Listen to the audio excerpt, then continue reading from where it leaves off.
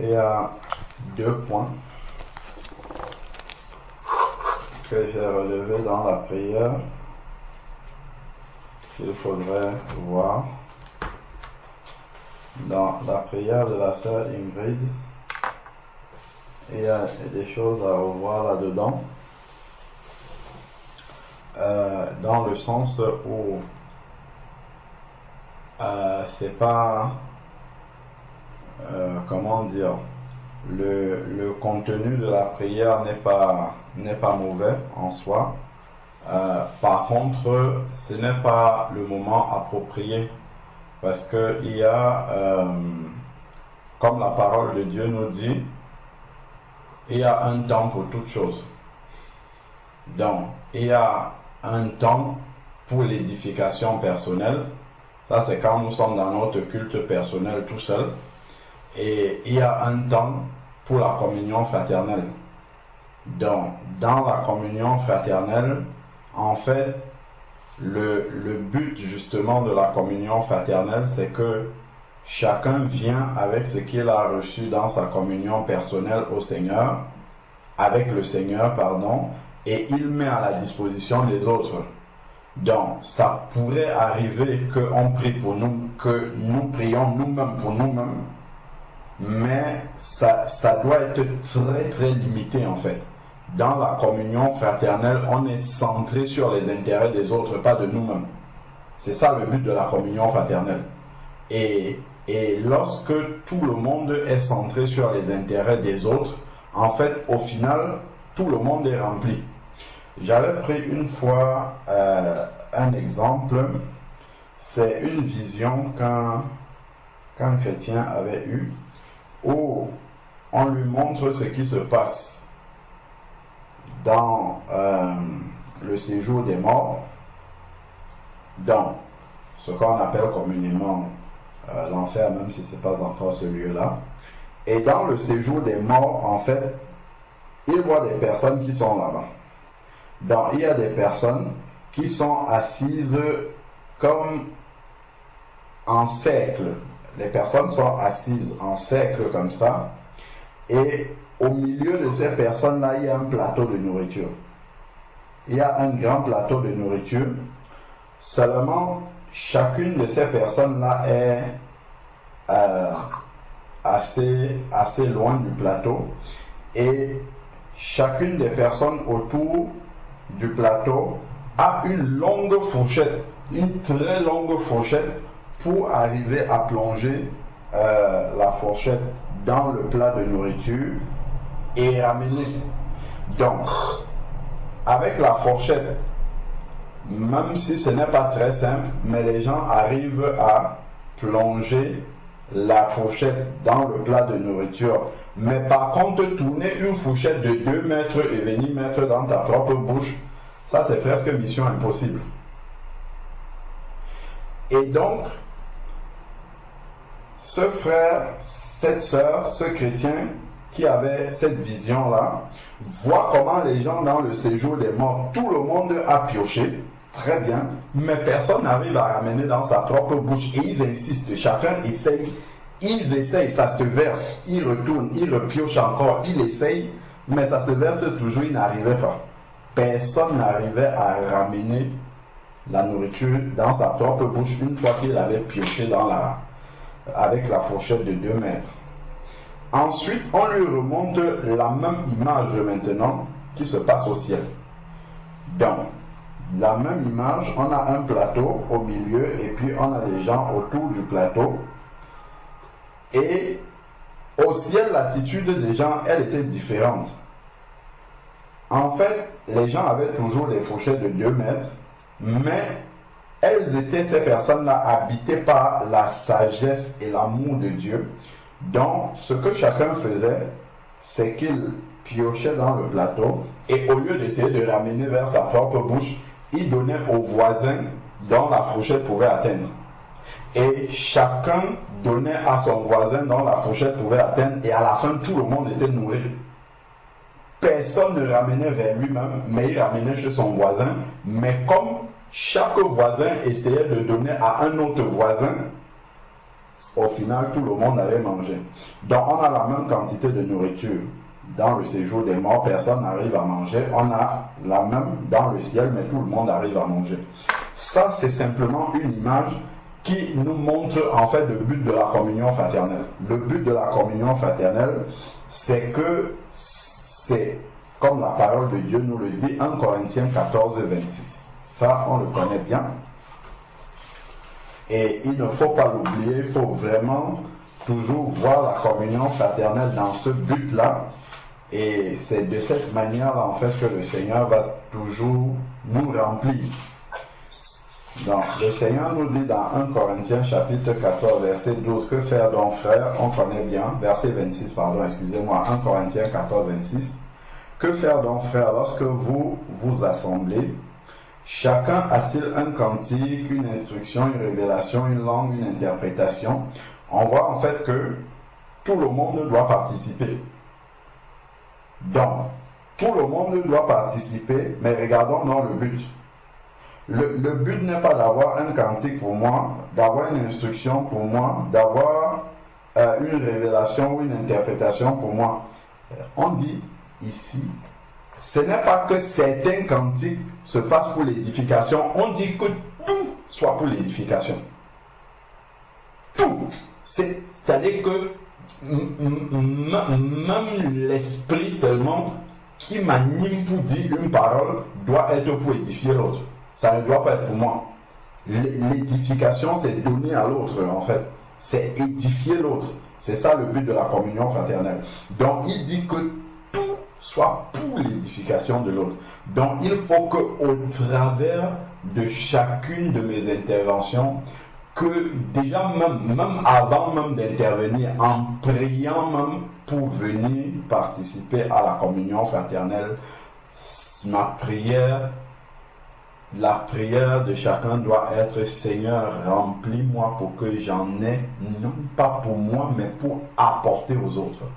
C'est ça le but de la communion fraternelle.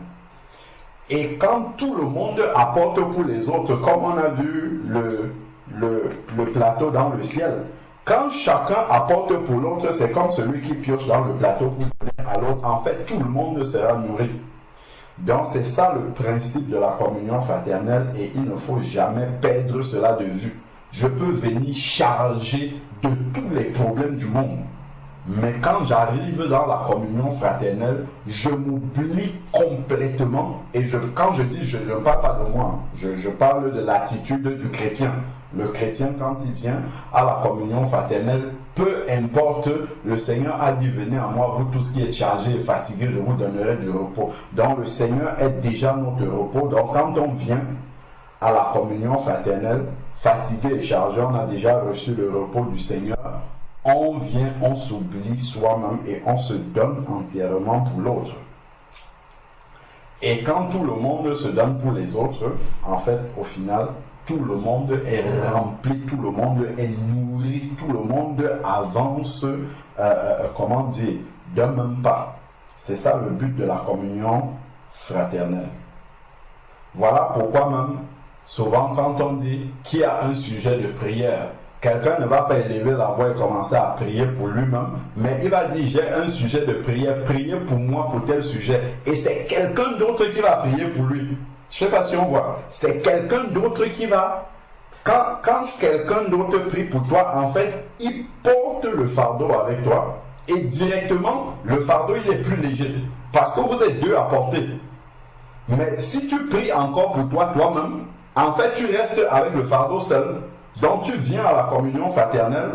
Au lieu qu'en ressortant, ton fardeau soit plus léger, en fait, ou n'existe même plus, tu vas ressortir, le fardeau va continuer à peser pour toi, sur toi, parce que tu as prié toi-même, tu es resté avec. Alors que quand les autres prient pour ton fardeau, en fait, en priant, ils t'aident à le porter, et donc ils ne pèsent plus sur toi. C'est ça le but, en fait, la communion fraternelle. Et il faut vraiment réaliser ça. Et ça, effectivement, ça change de sa communion personnelle avec Dieu. Parce que même si on a du mal dans la communion personnelle à céder, comme on le sait bien, à céder nos fardeaux à Dieu, au moins dans la communion fraternelle, quand les autres prient pour moi, ils portent le fardeau avec moi. Et donc, directement, le fardeau, il est plus léger. Regardons Romains chapitre 14, verset 19. Romains chapitre 14, verset 19. Romains 14, verset 19. Il est dit: ainsi donc, recherchons. Est-ce que nous voyons? Quand le Seigneur demande de rechercher, on cherche quelque chose qui est perdu. On cherche quelque chose qui ne se trouve pas comme ça de manière, évidente. Là, il parle de recherche. Quand on parle de rechercher, c'est comme quelque chose qui est caché, en fait. Il faut fouiller pour trouver. Donc, ce ne sont pas des choses triviales qui vont de soi. Il dit, recherchez donc ce qui contribue à la paix et à l'édification mutuelle. C'est-à-dire qu'on s'édifie entre nous. S'il demande de rechercher, ça veut dire que ce n'est pas quelque chose qui est naturel. L'être humain, de manière naturelle, pense d'abord à lui-même et à lui-même seulement. Il sert d'abord ses propres intérêts. Donc, si le Seigneur demande de rechercher ce qui sert l'intérêt de l'autre, c'est parce que le Seigneur qui nous a créés sait que ce n'est pas quelque chose qui est naturel. Je ne peux pas naturellement arriver à la communion fraternelle étant chargé de tous mes problèmes de fardeau et je commence naturellement à prier pour les fardeaux des autres. Ce n'est pas quelque chose qui va venir naturellement. C'est le fruit de l'esprit en moi qui va produire cela. C'est le fruit de l'esprit en moi qui va faire en sorte que je m'oublie moi-même pour me donner pour les autres. Quand je m'oublie moi-même, ça ne veut pas dire que tous mes besoins sont satisfaits. Loin de là. Très loin de là. Je m'oublie moi-même parce que j'ai déposé tout entre les mains du Seigneur et là, je peux me consacrer, je peux me donner entièrement aux autres. Et ça, c'est une œuvre spirituelle. C'est une œuvre de l'esprit. C'est l'esprit de Dieu qui fait ça, en fait. Donc, si je veux juste écouter mon moi, ma chair, je vais venir et je serai centré sur moi-même. Je vais déjà prier pour moi-même. Je vais poser mes problèmes et puis je vais repartir, en fait, avec la vision de moi-même. Qu'est-ce que j'ai pu, voilà par exemple encore quelque chose qui montre qu'on n'a pas encore saisi la portée de la communion fraternelle.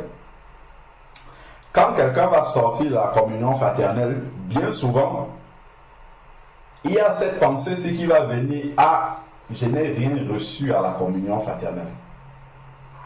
Je n'ai rien reçu. Le message ne m'a pas touché. Les exhortations ne m'ont pas touché. La louange ne m'a pas touché. La question que je dois me poser en sortant de la communion fraternelle, si je n'ai rien apporté, ça doit m'attrister. Qu'est-ce que j'ai pu apporter dans la communion fraternelle? Qu'est-ce que j'ai pu donner à mes frères? Parce que c'est le but. Le but, c'est pas de venir recevoir, c'est de venir donner. C'est de venir donner. Et comme tout le monde va donner, en fait, au final, tout le monde aura reçu. C'est ça le principe. On vient tous pour donner. Et comme tout le monde aura donné, tout le monde va recevoir. Donc, à la fin, la question que puisque le but c'est pour que tout le monde soit édifié, puisque le but ici c'est pour l'édification mutuelle, je dois me demander à la fin, plutôt que ce que j'ai reçu, c'est qu'est-ce que j'ai pu donner aux autres. Ça, c'est ce sont de bonnes dispositions de cœur. En fait, quand on est dans cette disposition de cœur-là, Dieu va nous remplir excessivement. Il va nous remplir pour qu'on ait pour donner aux autres. Parce que, en fait, Dieu veut édifier son Église. Ne pensons pas que quand nous disons que nous édifions les uns les autres, c'est que nous avons une capacité à édifier. Nous n'avons aucune capacité. C'est Dieu qui édifie son Église.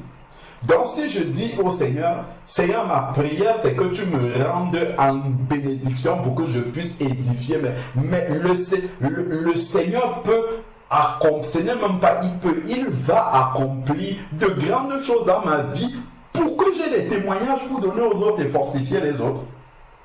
C'est ça.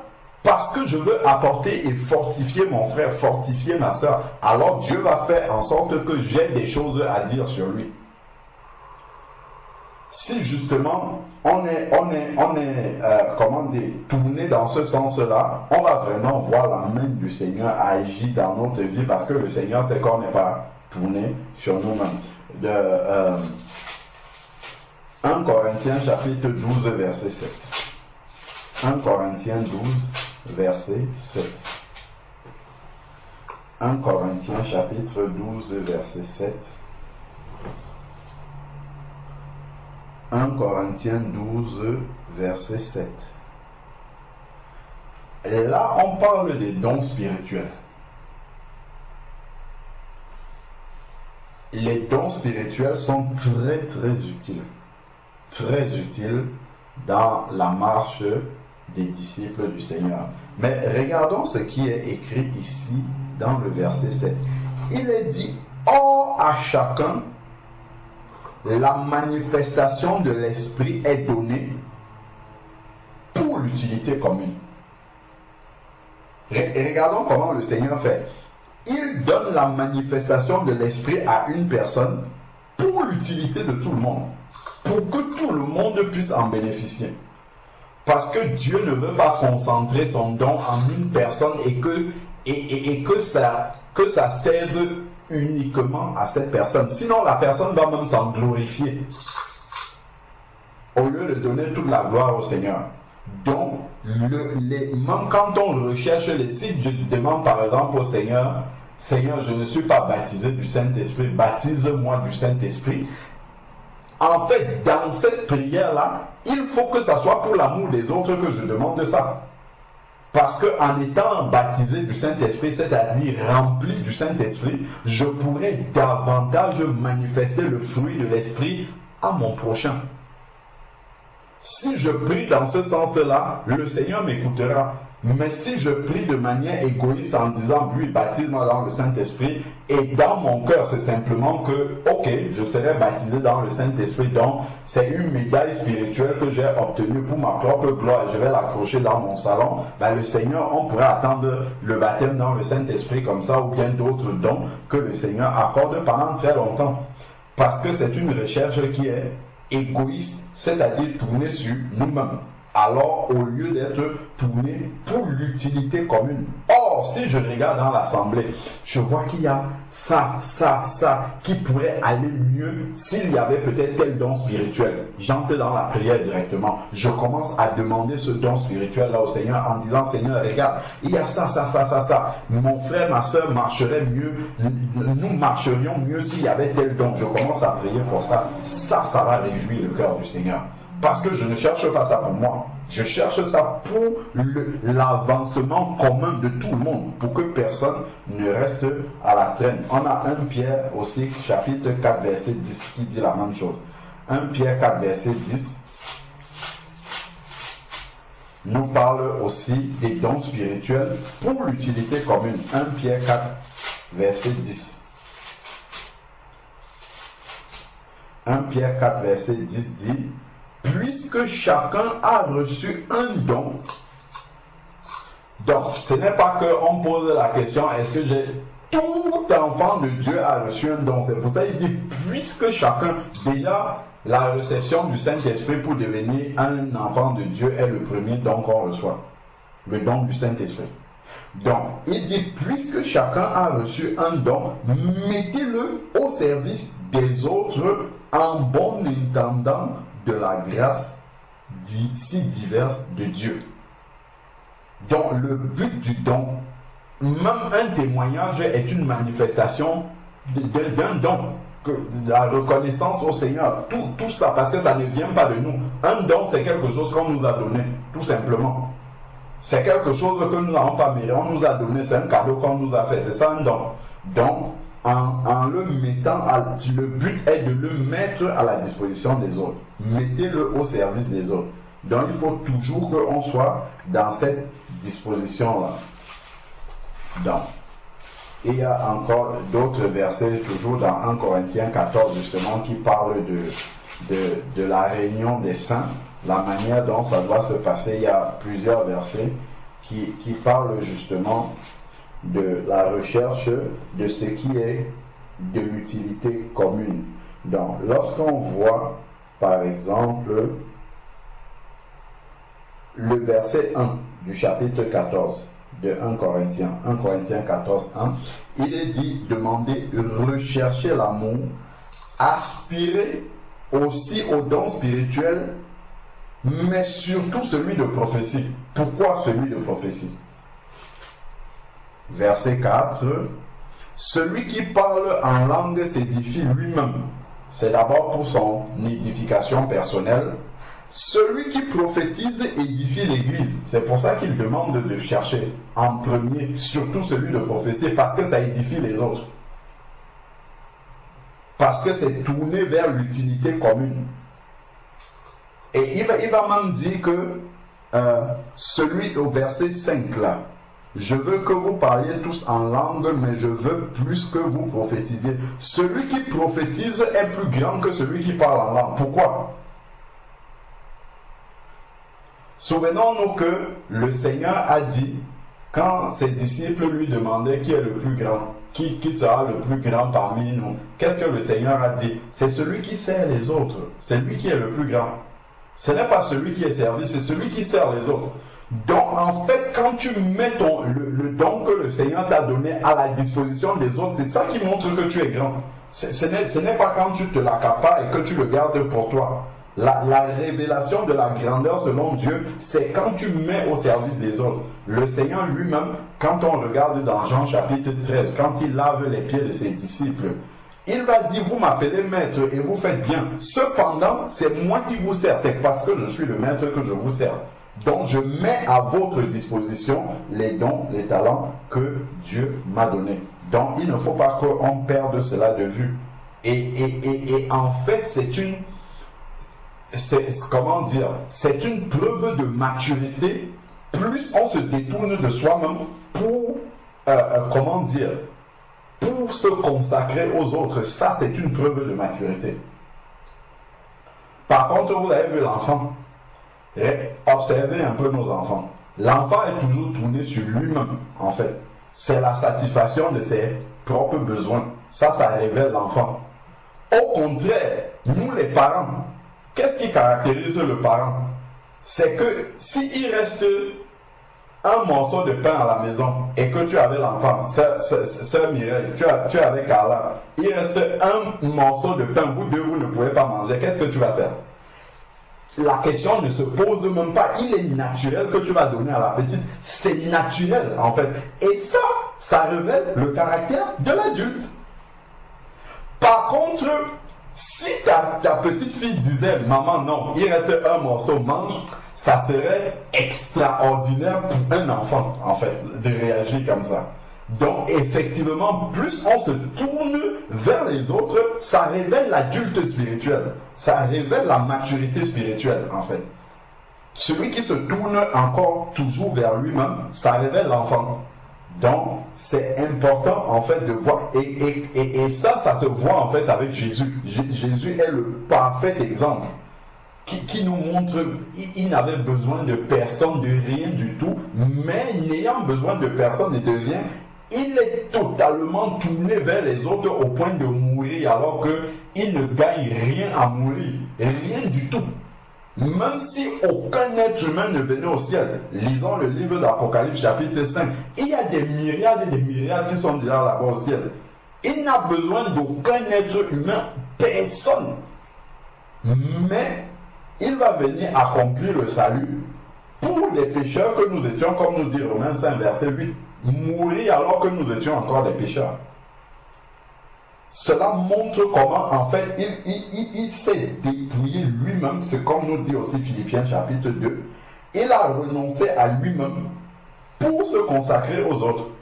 Et plus nous entrons dans ce renoncement-là, plus en fait ça montre que la manifestation de Christ grandit en nous, le caractère de Christ grandit en nous. Et le caractère de Christ révèle la maturité spirituelle. Le verset 12 nous dit, nous sommes toujours dans 1 Corinthiens chapitre 14, de même vous, 1 Corinthiens 14, 12, de même vous, puisque vous aspirez aux dons spirituels, Regardons ce qu'il dit. C'est un rappel. C'est très redondant, en fait, pour éviter justement d'avoir un mauvais exercice, une mauvaise pratique des dons spirituels, pour que ça ne soit pas fait de manière égoïste, pour que ça soit fait vraiment d'une manière qui réjouisse le cœur de Dieu et qui atteigne les objectifs du Seigneur. Donc il est dit ici, de même, vous, puisque vous aspirez aux dons spirituels, que ce soit pour l'édification de l'Église, que vous cherchiez à les avoir en abondance. On cherchait à avoir des dons en abondance, non pas pour épater les autres, mais pour édifier les autres, pour devenir plus petit en fait que les autres. C'est ça. Parce que quand tu as un don, tu te mets au service des autres. Ça te rend plus petit. On pense souvent qu'un don spirituel, élève quelqu'un. Au contraire, ça l'abaisse. Ça l'élève d'un point de vue du Seigneur, mais en l'abaissant au point de vue des hommes. Parce qu'il devient serviteur des autres. Et c'est tellement mal compris, en fait, au milieu des enfants de Dieu. C'est compris à l'envers. C'est-à-dire que quand quelqu'un a reçu un don spirituel, il commence à s'élever. Au contraire, il doit se rendre plus petit. Parce que ce don-là est pour ceux qui sont là. Donc, tout le monde doit pouvoir te déranger à tout moment pour que tu mettes ce don-là à sa disposition. Parce que Dieu te l'a donné pour les autres. Donc, ça doit t'abaisser, en fait. Ça doit te rendre plus petit pour pouvoir servir les autres. Quand tu reçois un don spirituel. Mais comme ce n'est pas expliqué dans l'esprit, souvent, le don spirituel, quelqu'un va plutôt vouloir se faire supplier pour qu'il mette le don à la disposition des autres. Quelque chose qu'il a reçu gratuitement. C'est pour ça que le Seigneur insiste pour appeler ça don, pour montrer en fait que tu n'as rien fait pour l'avoir. On te l'a donné gratuitement pour que tu le mettes à la disposition des autres. Et maintenant, pour le mettre à la disposition des autres, dans l'esprit du Seigneur, ça demande que tu t'abaisses. Ça demande que tu te fasses petit, plus petit que les autres. Donc, c'est important de voir que les dons, c'est toujours pour l'utilité commune. Donc, quand on vient dans la communion fraternelle, tout ce qui va s'exprimer là, vu que ce sont des choses que nous avons reçues de Dieu, en fait, ce sont des dons qui s'expriment. Donc, tous ces versets-là nous rappellent que la communion fraternelle, c'est pour l'édification mutuelle, c'est pour s'édifier entre nous, pour que chacun puisse recevoir une portion. Ainsi, 1 Thessaloniciens chapitre 5 verset 11, je finis là. 1 Thessaloniciens chapitre 5 verset 11 dit: ainsi donc, exhortez-vous mutuellement, édifiez-vous l'un l'autre, comme vous le faites déjà. Donc on voit que la volonté du Seigneur est toujours d'être tournée sur l'autre et non d'être centré sur soi-même. Parce qu'on est déjà étant centré sur nous-mêmes. Et l'Esprit de Dieu nous tourne vers l'autre, justement. Voilà pourquoi, en fait, quand le Seigneur donne le deuxième commandement qui est semblable au premier, il dit: tu aimeras ton prochain comme toi-même.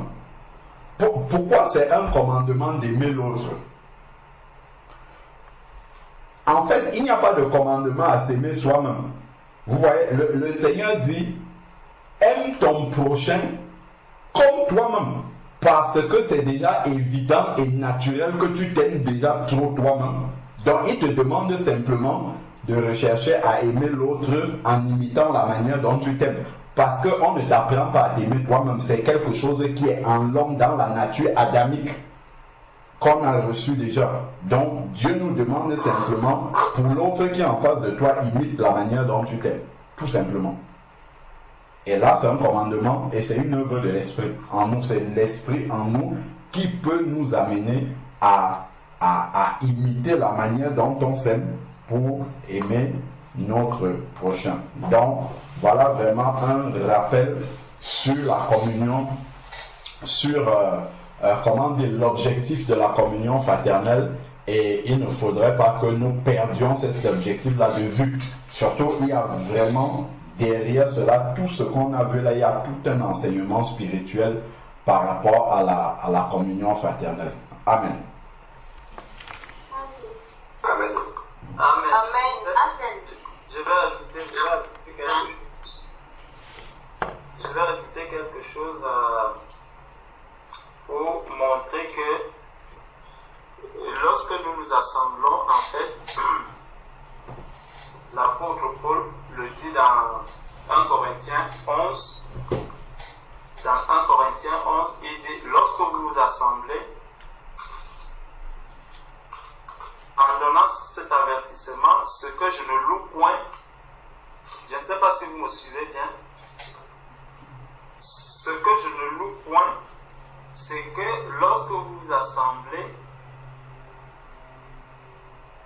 c'est que vous vous assemblez non pour devenir meilleur, mais pour devenir pire. Et on va revenir dessus pour voir un peu comment est-ce que qu'est-ce que l'apôtre Paul appelle devenir pire. Il va prendre une scène qui se passe au moment où on prend la scène. Nous allons revenir dessus par la suite. J'aimerais qu'on prenne un peu Luc chapitre 19, parce que Jésus-Christ, n'oublions pas, Jésus est venu sur la terre, comme le frère le disait dans Romains 5, versets 6 à 8. Jésus est venu sur la terre pour mourir pour les impies que nous étions. Et Jean 3,16 nous dit que car Dieu a tant aimé le monde qu'il a donné son Fils unique. Donc, dans la communion fraternelle, la manifestation de l'amour, comment est-ce que je vais montrer que j'aime mon frère ou que j'aime ma soeur, c'est que je vais lui donner quelque chose. Je viens vers mon frère ou vers ma soeur parce que je veux lui donner quelque chose. C'est pour ça que nous nous assemblons. Dieu était le premier à se rapprocher des hommes. Donc, il a voulu faire cette communion avec l'être humain. Et en voulant faire cette communion avec l'être humain, la première chose qu'il a faite, c'est qu'il a fait un don. Il a fait un don, il a donné son Fils Jésus-Christ. Pour que celui qui croit en lui ne périsse point, mais qu'il ait la vie éternelle. Donc, lorsque je viens dans une communion fraternelle, dans la communion fraternelle, je dois aussi venir avec le désir de donner quelque chose pour que celui qui est à côté de moi soit non seulement édifié, qu'il soit encouragé, qu'il soit fortifié, qu'il soit relevé lorsqu'il était tombé, qu'il soit encouragé s'il était découragé, parce que c'est ce qui ressortait aussi dans les prières des uns et des autres, où on rendait grâce à Dieu de ce que je suis tombé, plusieurs fois je suis tombé et tu es venu me relever. Souvent, nous nous demandons comment est-ce que le Seigneur peut venir relever son enfant. Pour venir relever un frère ou une sœur, le Seigneur peut justement passer par un autre frère au moment de la communion fraternelle. Donc, il va utiliser mon frère, la situation de mon frère ou la situation de ma sœur pour m'éclairer sur quelque chose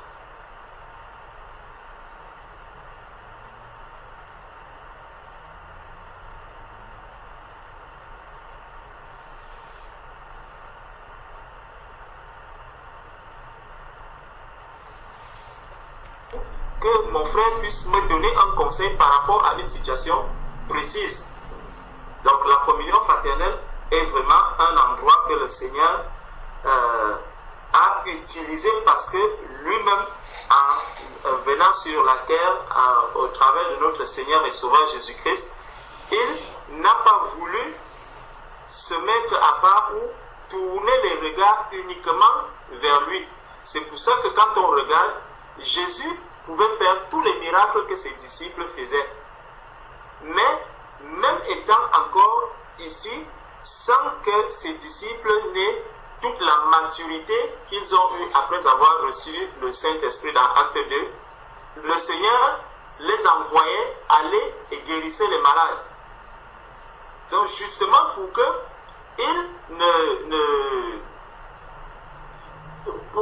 pour que ses disciples ne soient pas en quelque sorte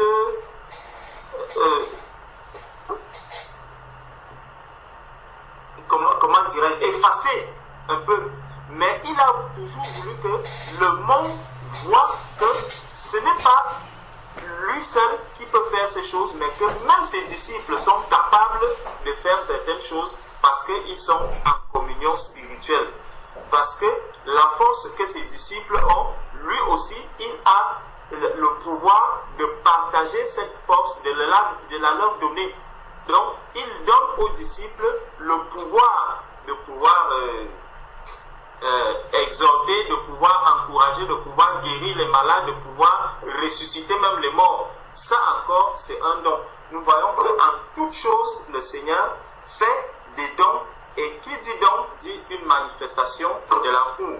Donc c'est un signe que j'aime mon frère, un signe que j'aime ma soeur, lorsque je lui apporte quelque chose. Et les dons que nous avons, ce que j'ai à donner à mon frère, ça ne sera pas forcément quelque chose de matériel. Ça peut être un encouragement, ça peut être une exhortation. Tout ça, c'est vraiment des dons que le Seigneur nous donne. Si nous prenons un peu Luc chapitre 19,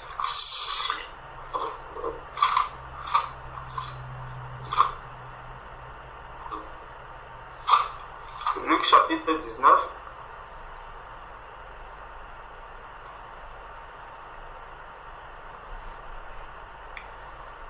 voilà. On nous dit du verset 9 au verset 10, Jésus lui dit, le salut est entré aujourd'hui dans cette maison, parce que celui-ci est aussi un fils d'Abraham, car le Fils de l'homme est venu chercher et sauver ceux qui étaient perdus. Il est venu chercher et sauver ceux qui étaient perdus. Donc nous voyons que Jésus est venu non pas pour se sauver lui-même, mais pour sauver et chercher ceux-là qui étaient perdus. Donc ceux qui étaient désespérés, ceux qui n'avaient pas un moyen d'être sauvés, c'est pour eux que Jésus est venu. Donc il est venu dans cette communion fraternelle, il est venu dans le monde des humains, rencontrer les êtres humains qui étaient sur la terre pour les sauver. Donc pour les faire passer de la mort à la vie, de la perdition à un endroit où ils pouvaient retrouver la lumière. Et le Seigneur va encore utiliser un autre passage où il dit que ce n'est pas celui qui est malade qui va vers le médecin.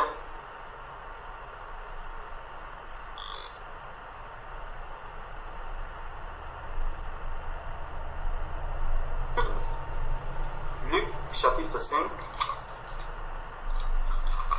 Nous voyons que dans Luc chapitre 5,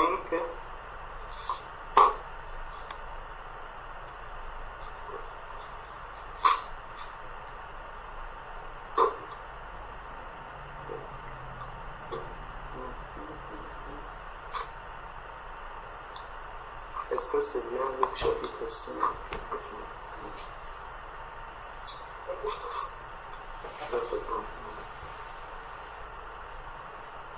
Voilà. Luc chapitre 5, verset 31.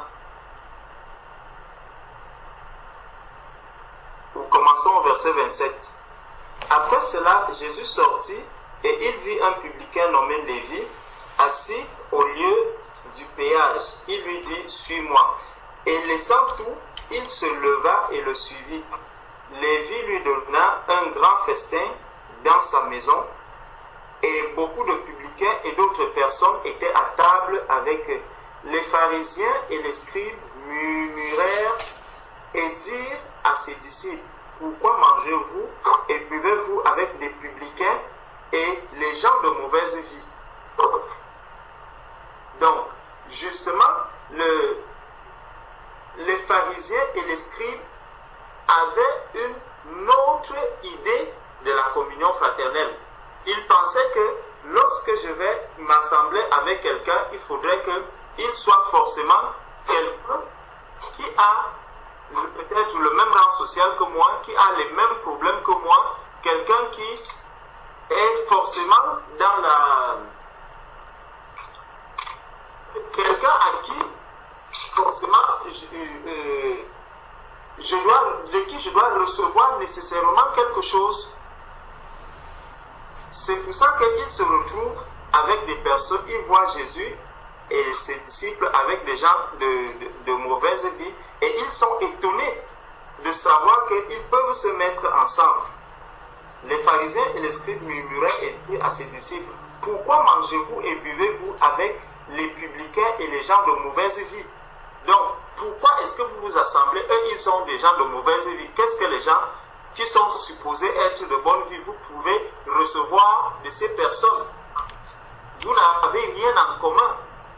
Pourtant, quand on suit le Seigneur dit qu'il est venu pour sauver ceux qui étaient perdus. Donc, justement, je viens dans un milieu parce que je vois que mon frère ou ma soeur est dans la souffrance. Je viens pour lui apporter quelque chose. Donc, c'est encore ça, une manière de renoncer à mes propres problèmes, de renoncer à ce que moi-même j'ai comme souci, à ma propre vie, à mes propres problèmes, parfois à mes enfants, à mon épouse. J'abandonne tout ce qui est à moi pour me soucier d'abord de l'autre. Jésus venant sur la terre, il ne s'est pas soucié de ce qui devait lui arriver, il ne s'est pas soucié de sa vie, mais on nous dit qu'il a donné sa propre vie pour que les impies que nous étions puissions avoir la vie. Donc, les publicains et les pharisiens et les scribes, eux, avaient une autre manière de voir la communion fraternelle. Verset 31, Jésus prenant la parole leur dit: ce ne sont pas ceux qui sauvent.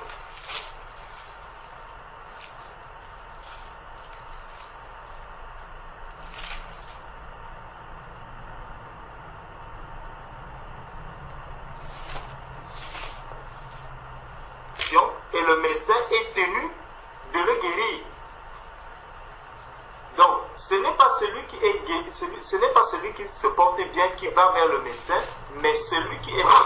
Je me dis que lorsque j'arrive dans la communion fraternelle, je dois me dire, tous ceux qui sont autour de moi ont besoin de quelque chose. Et moi, je suis là parce que je peux leur apporter aussi quelque chose. Je peux leur apporter quelque chose qui va les encourager et les édifier, et non pas ce qui être là juste pour dire j'attends que maman tel prie pour moi, j'attends que tel prie pour moi, je demande que tel prie pour moi, j'exige que tel prie pour moi. Non, nous allons dans la communion fraternelle justement pour donner comme Jésus est venu sur la terre, non pour recevoir quoi que ce soit. Et regardez même, jusqu'au moment où à Gethsemane, Jésus avait besoin d'être soutenu dans la prière. Mais là, ses disciples même ne l'ont pas soutenu. Ses disciples même ne l'ont pas soutenu à Gethsemane. Et Jésus était tellement étonné de savoir qu'après tout ce que j'ai vécu, j'ai fait avec vous, maintenant je vous demande vraiment de prier pendant 1 heure, vous n'arrivez pas à le faire. Donc vous voyez, nous avons toujours refusé des choses au Seigneur. Les disciples du Seigneur n'ont même pas pu tenir, ne serait-ce que dans la prière. Mais Jésus a tenu à faire son travail, à accomplir sa mission jusqu'au bout. Donc à vraiment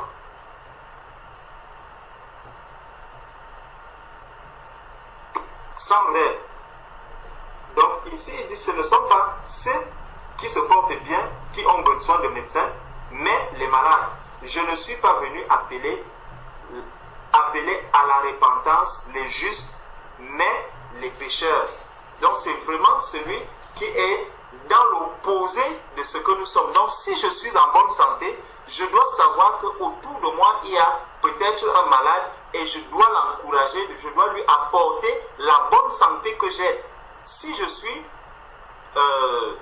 si dans ma vie, moi j'estime que peut-être j'ai trop de problèmes même, je dois venir encourager mon frère ou ma soeur qui commence à avoir des problèmes en lui disant que mais ma soeur, regarde, moi ça fait des années que je suis dans tel problème, ça fait des années que mon compte est au rouge, ça fait des années que je n'arrive pas à peut-être à avoir un logement, mais je suis dans la joie. Ça, c'est quelque chose que tu viens donner à ton frère. C'est une guérison que tu viens donner à ton frère ou à ta soeur qui a aussi un problème de logement.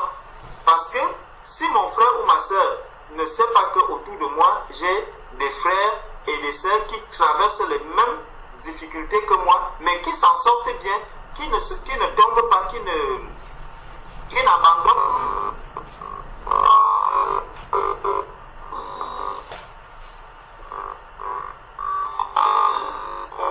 sera encouragé de savoir que j'ai mon frère avec qui je partage la parole de Dieu, avec qui nous nous assemblons, mais qui traverse une période très très difficile. Peut-être il n'a pas de travail, il n'a pas de maison, dans sa famille les choses ne vont pas, mais il est tellement zélé, il continue même de nous encourager. Et ça, c'est quelque chose qui va vraiment booster la foi de mon frère ou de ma soeur. Donc, mais si je viens dans la communion fraternelle en me disant, oh, j'ai déjà tellement de problèmes, la seule chose que je veux, mes frères prier pour moi, mes frères demander ceci au Seigneur pour moi, mes frères ne permettez pas que je puisse encore quitter cette réunion sans avoir reçu le soulagement au problème que je suis venu. Je veux vraiment que vous priez pour que j'ai une maison, de sorte que demain matin, on m'appelle seulement pour me dire que viens chercher les clés de la maison. Non, ce n'est pas dans cet esprit que je dois aller dans la communion fraternelle. Je dois savoir que mes problèmes ont été déposés au pied du Seigneur et que maintenant, quand je vais dans la communion fraternelle, je vais avec la solution au problème de mon frère ou la solution au problème de ma soeur. Ma soeur qui traverse des moments difficiles dans son couple. Moi aussi, je traverse des moments très très difficiles dans mon couple. Je vais avec la solution au problème du couple de ma soeur. Je vais lui dire, ma soeur, regarde, dans ma vie, ça fait peut-être 30 ans que je suis avec mon mari. Faire plus ceci, mais lorsque je rentre, je lui fais à manger, je lave ses vêtements, je repasse, je fais ceci. Ma soeur, aie courage. Je sais que Dieu est là, Dieu va te soutenir. Je sais que le Seigneur nous permettra de sortir de cette situation. Ça, c'est un encouragement que j'apporte aux bien-aimés avec lesquels je m'assemble. Et ça, c'est quelque chose d'important. C'est vraiment un encouragement que je viens. Et ça, c'est un don. Ce n'est pas quelque chose qui peut venir comme ça d'un être fait de chair. C'est vraiment dans l'esprit que je vais lui apporter cette solution. Et lorsque je lui apporte cela de manière spirituelle, cela viendra guérir la blessure qu'il avait dans son cœur. Cela viendra ôter l'inquiétude ou la peine qu'il avait dans son propre cœur à lui. Donc, le Seigneur, au travers donc de l'apôtre Paul, revenons dans 1 Corinthiens 11, pour voir donc comment est-ce que l'apôtre Paul dit que lorsque vous vous assemblez, ce n'est pas pour devenir pire, mais vous devez arriver à devenir meilleur. Il le prend au moment de la scène.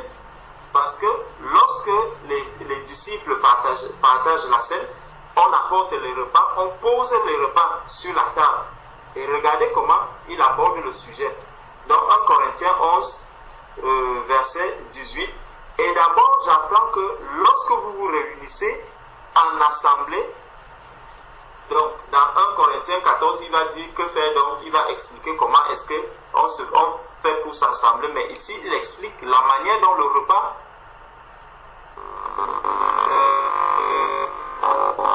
il dit, lorsque vous vous assemblez, vous vous réunissez en assemblée, il y a parmi vous des divisions.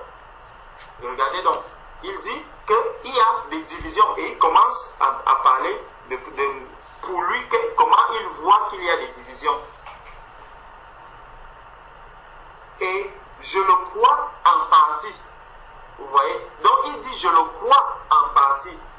Car il faut qu'il y ait aussi des sectes parmi vous afin que ceux qui sont approuvés soient reconnus comme tels au milieu de vous. Lors donc que vous vous réunissez, ce n'est pas pour manger le repas du Seigneur.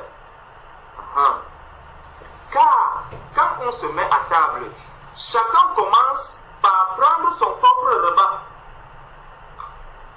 Donc Paul dit que Lors donc que vous réunissez, ce n'est pas pour manger le repas du Seigneur. Paul estime que ça, vous n'êtes pas en train de manger le repas.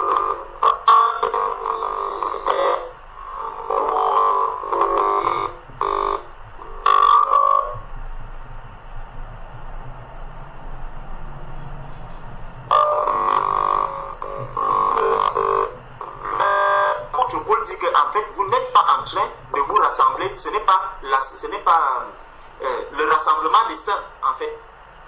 Ici, il parle de la scène. Il dit que comment savoir qu'on n'est pas en train de partager le repas du Seigneur? C'est qu'on met les repas à table et j'arrive, j'ai apporté, je prends le cas de la nourriture que je connais, j'ai apporté le ndolé, je le pose sur la table et qu'est-ce que je fais? Je me mets à manger d'abord ce ndolé, je me sers mon ndolé avec mes miwando, je m'assois là.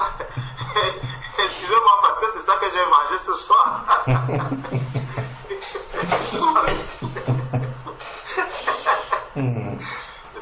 Donc, je commence à manger mon repas. C'est pas mon repas que je commence. Et Paul dit qu'en fait, vous n'êtes pas là en train de manger le repas du Seigneur.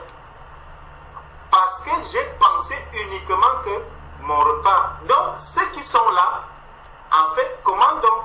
Il dit, lorsque donc vous vous réunissez, ce n'est pas pour manger le repas du Seigneur. Car, il dit donc la raison, car, quand on se met à table, chacun commence par prendre son propre repas.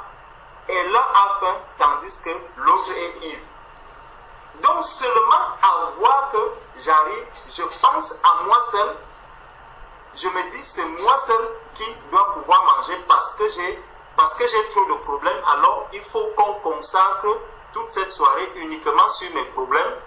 L'apôtre Paul dit, faites attention, vous risquez de ne plus être là dans une communion fraternelle. Le fait de ne penser qu'à soi peut nous amener à ne plus être dans la communion fraternelle. Donc, chacun se met à table, il prend son propre repas. Pendant que celui qui est venu là, qui lui est... Parce que souvent on peut s'assembler et au milieu de nous, il y a des bien-aimés qui sont tellement affectés au point où ils n'arrivent même pas à prier, ils n'arrivent même pas à parler, ils n'arrivent même pas à dire quoi que ce soit. Il est juste là pour écouter, cherchant d'où est-ce que peut lui arriver peut-être une lueur d'espoir. Il dit, je vais quand même écouter, je vais rester là, je ne vais rien dire, je vais entendre tout ce que les bien-aimés vont dire. Et vraiment, quand le Seigneur voit quelqu'un dans cette disposition, il peut susciter un frère ou une sœur pour présenter son cas. Et lorsqu'il présente son cas, la personne se dit, ah, donc je ne suis même pas pire. Quand j'écoute sa situation, je crois que je suis même, comme on dit, je suis en haut. Parce que son cas est encore pire que le mien. Et ça donne la force à la personne. Et là, vous allez voir, vraiment, je demande pardon parce que je suis venu, j'étais tellement affecté. Mais quand j'entends la sœur dire, je crois que vraiment, Dieu est bon parce que mon cas n'est pas pire que le sien. Et ça encourage l'autre personne.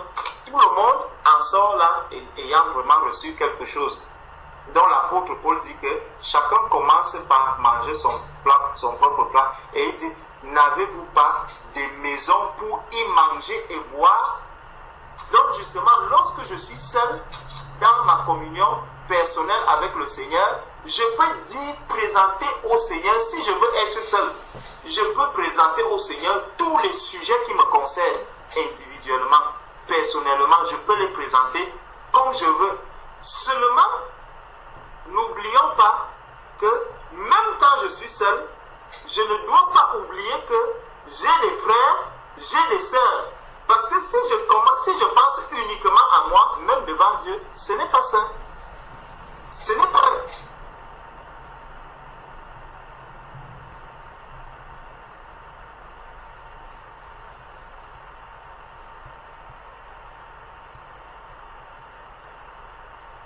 tout seul sur la terre. Donc, commence d'abord à te souvenir de moi avant de te souvenir de tous ceux qui sont là. Non. Même dans ma communion personnelle, il faut vraiment que j'arrive à renoncer, à abandonner tout ce qui est de moi. Je le dépose au pied du Seigneur. Parce que le Seigneur connaît mes problèmes. Le Seigneur connaît le fond de ma pensée. Il connaît, il dit, avant même d'ouvrir la bouche, il sait déjà ce dont j'ai besoin. Donc la meilleure attitude devant le Seigneur, c'est quoi? C'est vraiment présenter les autres, présenter mes frères, vraiment manifester l'amour envers mes frères, envers mes sœurs, envers ceux qui ne connaissent pas le Seigneur, envers X, envers Y. Présenter tous ces problèmes-là au Seigneur. Bien sûr, le Seigneur nous recommande, il dit, faites connaître vos besoins à Dieu. Mais il ne faudrait pas que ce verset soit le centre de ma vie. Donc, à chaque fois que je vais prier le Seigneur, je me souviens de ce verset, faites connaître vos besoins à Dieu. Et quand je dis vos, je m'arrête uniquement aux miens. Je passe 2 jours. Ah, frère, je suis dans le jeûne. Je suis allé à la montagne. J'ai passé 2 jours. Tu priais de quoi? Ah, je priais vraiment pour que le Seigneur me permette d'avoir une maison. Pendant 2 jours, tu étais à la montagne pour chercher la maison, frère. Oui, c'est un sujet vraiment qui me tient beaucoup à cœur ces derniers temps. Non. Il faudrait que l'on sache que dans la communion fraternelle, ou même lorsque je suis seul, je dois penser toujours à mes frères, penser à mes sœurs, prier pour les autres, donner pour les autres. Je dois donner aux autres.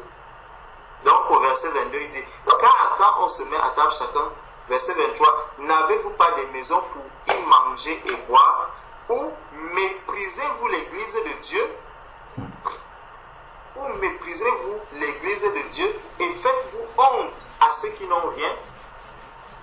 Donc regardez, l'apôtre Paul estime que c'est un très grand danger de ne penser qu'à soi quand on s'assemble. J'arrive, je vois que j'ai posé ceci, j'ai des problèmes, il faut seulement que mes problèmes passent, que mes problèmes passent, que mes problèmes passent. Cela est un grand problème dans l'église. Que vous dire? Vous louerai-je en cela? Je ne vous loue point. Car j'ai reçu du Seigneur ce que je vous ai enseigné, c'est que le Seigneur Jésus, donc, vous voyez, l'apôtre Paul essaie donc de corriger cette manière de s'assembler. Là, il a pris le cas de la scène où chacun essaie de se concentrer vraiment sur lui et ne pense pas aux autres. C'est donc une manière de nous encourager en nous disant que non, si nous voulons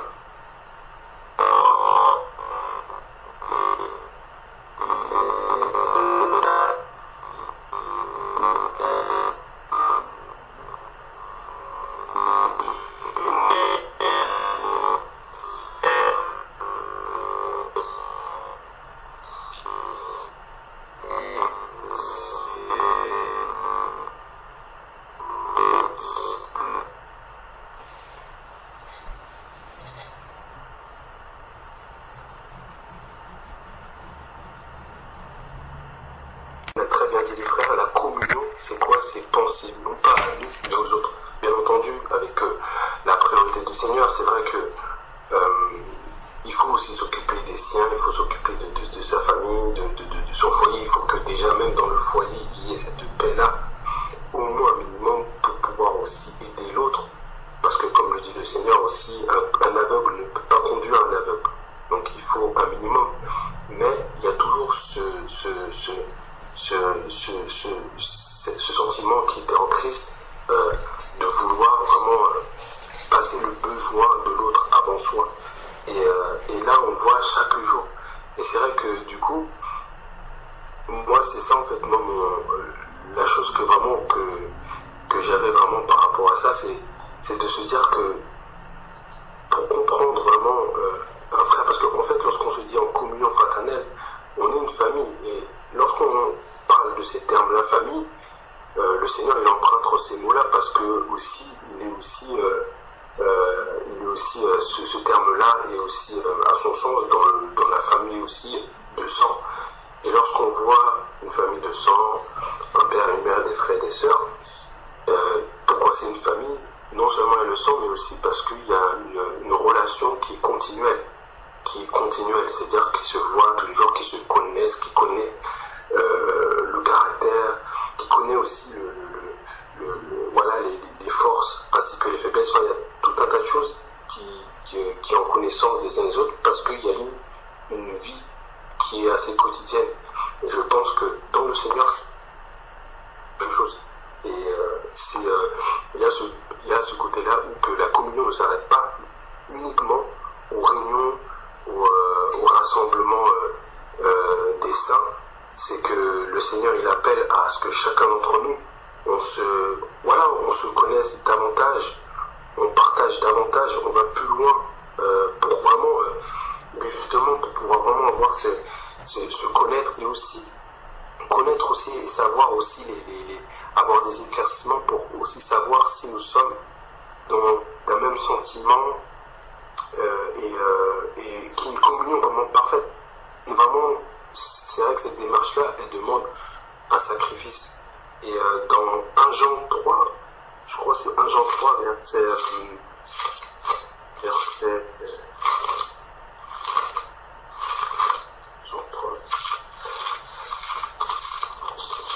1 Jean 3, verset 6.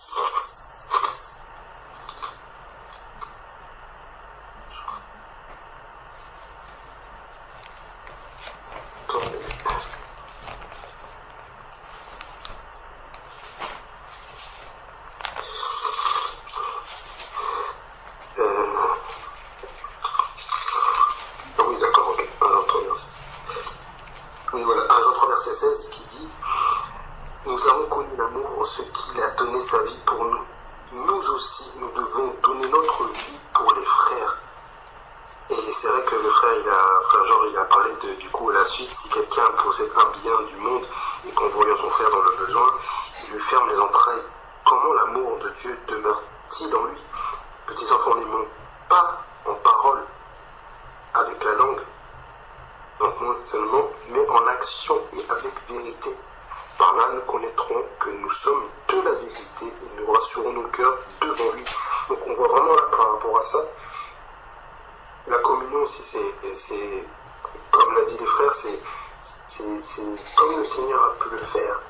C'est donner vraiment ce côté, donner notre propre vie pour les frères, passer nos besoins en second plan. Et c'est pas, et comme l'a très bien dit le frère, c'est pas que nos besoins ne seront pas, on va dire, comblés, parce que le Seigneur sait en son temps, lui, il demande d'avoir la foi. Et c'est vrai que moi, j'ai pu l'expérimenter vraiment à plusieurs reprises, et que même des fois, ma femme, des fois, ne comprenait pas forcément le fait, voilà, c'est vrai, Sébastien, comment ça se fait, toi, tu appelles tout le temps, c'est vrai que dans le sens que le fait qu'on peut même des fois on ressent qu'il n'y a pas forcément de retour, on ne ressent pas peut-être la réciprocité, mais lorsque le Seigneur a mis ça dans le cœur, on n'attend pas un retour en fait. On dit mes besoins passent en second plan. Moi peut-être que les gens ne pensent pas à ça, mais moi si le Seigneur me donne la capacité, je vais donner. Et là il parle à la fois dans le sens spirituel, c'est-à-dire les conseils, c'est-à-dire le côté de voilà, dans les problèmes, ça peut être dans le mariage, enfin dans différentes choses que le Seigneur nous amène, mais également aussi dans l'aspect aussi matériel, aussi voilà, parce que le fait de savoir si quelqu'un est dans le besoin, moi je pense qu'on sait lorsqu'on est en communion fraternelle de manière quotidienne, c'est-à-dire qu'il y a cette transparence, il y a cette voilà, chaque jour, comme dit dans Hébreux, chaque jour il y a ce partage-là. Après le Seigneur, il place des personnes autour de nous, mais il y a toujours cela. Et du coup, lorsqu'on voit ça, lorsque le Seigneur nous éclaire, une personne est dans le besoin, on va voir ça, peut-être on va pas le voir dans les réunions, peut-être on va pas le voir enfin, on peut le voir dans les réunions, parce que c'est vrai que dans 1 Corinthiens 11, il le dit, par exemple, lorsque, au niveau de la Sainte Seine, il disait pourquoi s'attendre, c'est parce que aussi le fait qu'il y a ce repas-là, ça permet aussi de distinguer aussi ceux qui avaient la possibilité, ceux qui avaient la capacité. Donc il y a l'aspect effectivement qu'on peut voir lorsqu'on se rassemble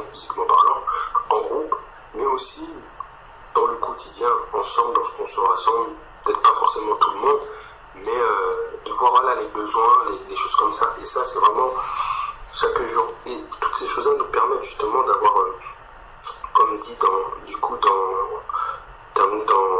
Philippiens 3, verset 16, dans Philippiens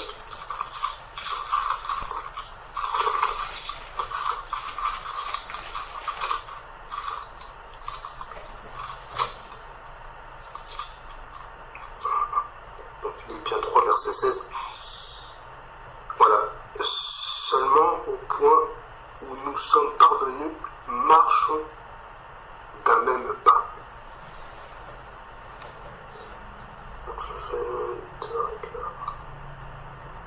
Soyons tous mes imitateurs. C'est vrai que c'est pas cette version-là, mais en fait, dans le sens où d'un même pas, et ben du coup voilà, d'un même pas, et surtout aussi également selon les mêmes règles et aussi selon les mêmes sentiments. Et je pense que par rapport à ça, le fait de savoir, de discerner si on marche d'un même sentiment, d'un même pas, qui habitait aussi également dans le Seigneur Jésus-Christ, c'est que la communion fraternelle est indispensable. Mais la communion fraternelle, moi je pense qu'elle ne s'arrête pas aussi uniquement dans des moments prédéfinis, parce que vraiment, après je sais pas si pour vous l'avez expérimenté lorsque vous étiez dans les assemblées, dans les dénominations, mais moi pour ma part, vraiment d'avoir vécu ça, c'était vraiment quelque chose où ça a été vraiment ça a vraiment permis de mettre en évidence de grosses failles en fait. Ce qui fait que les gens pensaient qu'il y avait une communion, les gens pensaient qu'ils étaient dans un même sentiment, les gens pensaient, oui, parce qu'on chante un même chant, parce qu'on écoute la même prédication, et comme il n'y a pas d'échange mutuel, comme il n'y a pas de partage quotidien, ben chacun vient avec son masque, en disant, bon ben moi, je vais garder la chose. Et effectivement, du coup, c'est plus la communion fraternelle, parce que du coup, la personne, elle pense à elle-même, elle dit, moi, je viens, moi, je prends pas la tête, je viens juste pour recevoir. Mais ça, c'est tellement une erreur, malheureusement, parce qu'ils pensent que les gens, la communion fraternelle, c'est simplement là, on s'assoit et on reçoit. Non, la communion fraternelle, avant tout, c'est donner ce que le Seigneur a pu mettre en nous. Et c'est un échange, c'est quelque chose de mutuel. Et le fait aussi de savoir les vrais visages, de savoir... Moi, il y a tellement de personnes aussi où j'ai pu vraiment voir, et ça aussi, je les exhortais, je disais, mes frères, pourquoi là, lorsqu'on rassemblait le dimanche matin, tu avais une attitude, mais lorsqu'on se voit, on partage, tu me dis autre chose. Il faut que tu sois intègre, il ne faut pas que tu sois double de cœur, il ne faut pas que tu aies peur des représailles, etc. Mais il faut que tu sois intègre selon l'Esprit de Dieu, mais il ne faut pas que tu joues un rôle, ou du moins d'autres sœurs qui est là, qui ont des gros soucis, qui ont des grosses difficultés dans leur couple. Mais comme chaque personne a un masque et montre que tout est parfait, du coup la personne elle culpabilise, elle se dit mais c'est moi qui ai un problème parce que j'ai des gros problèmes dans mon couple. Mais comme tout le monde a l'air parfait, bien habillé, tout le monde dit Amen, chante à gorge déployée, dit Alléluia, même des gens peuvent même être en transe. On se dit ah non, après on culpabilise, on garde en nous, et là c'est ça que l'ennemi souhaite, c'est rendre les gens captifs de cette manière-là, rendre les gens captifs parce que du coup il n'y a pas de libération, il n'y a pas les chaînes ne sont pas mises en lumière, les choses ténébreuses du cœur, les combats ne sont pas mis en lumière parce qu'effectivement les personnes ne comprennent pas qu'ils ont besoin de la communion fraternelle, et pas la communion fraternelle simplement, comme dit en Corinthiens 11, de se rassembler, parce que ça sert à rien de se rassembler pour être pire. Et ça c'est vraiment quelque chose, ce verset là j'ai vraiment tellement partagé, où les frères me disent mais non, mais tu sais, tu as besoin de te rassembler. Je dis mais mes frères, mes sœurs, mais Corinthiens 11 il est clair, il a dit pourquoi se rassembler s'il n'y a pas de communion.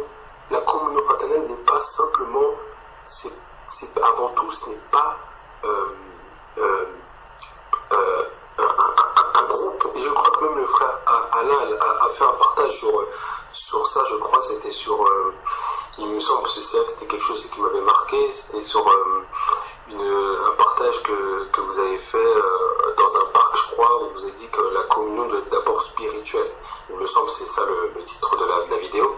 Et c'est vraiment ça en fait, c'est qu'avant, la communion doit être spirituelle. Et pour qui cette communion spirituelle, elle doit être entretenue, elle doit être découverte. Moi en tout cas, j'ai vraiment, c'est vraiment le Seigneur me pousse à ça, de vous-même. Là, moi, ça fait très peu de temps que je suis là. Et c'est quelque chose, voilà, c'est une soif que j'ai de vous connaître chacun d'entre vous. À la fois, effectivement, comme là, on se fait, mais si tu nous donnes l'occasion, autrement, pour discuter aussi de nos combats. Moi, lorsque je dis à ma femme, voilà, tu sais, il y a tellement de sœurs dans cette famille qui, franchement, s'ils partagent leur témoignage, s'ils partagent leur expérience que le Seigneur leur a fait pour eux, pour elles, aussi leur vécu, le fait, les difficultés, le fait par exemple, voilà, de malgré, par exemple, peut-être le mari n'est pas forcément d'accord, mais que le Seigneur leur donne la force de pouvoir persévérer, alors que aujourd'hui,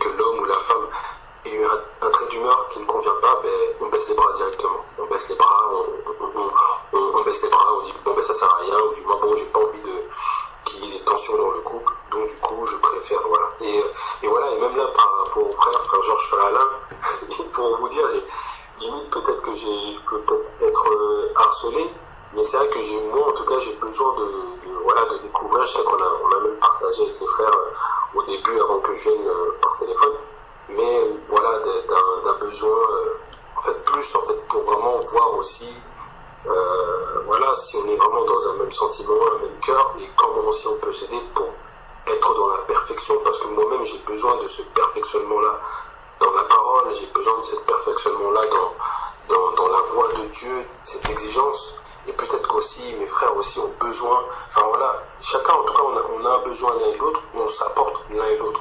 Et moi c'est ça que je trouve ça merveilleux parmi vous, c'est qu'il n'y a pas c'est qu'il y a, le Seigneur met les choses à leur place selon l'ordre qu'il a donné, mais il n'y a pas ce côté où on a l'impression d'être dans une entreprise où il y a le PDG qui dit et tout le monde exécute, et il n'y a que lui qui est là, qui dit. Enfin, il y a vraiment ce côté où on ressent cette harmonie, voilà, il n'y a qu'une seule personne qui a la tête, c'est Christ, et c'est ça qui est merveilleux. Et après Dieu il place des frères, en l'occurrence frère Georges, frère Alain, pour enseigner la parole.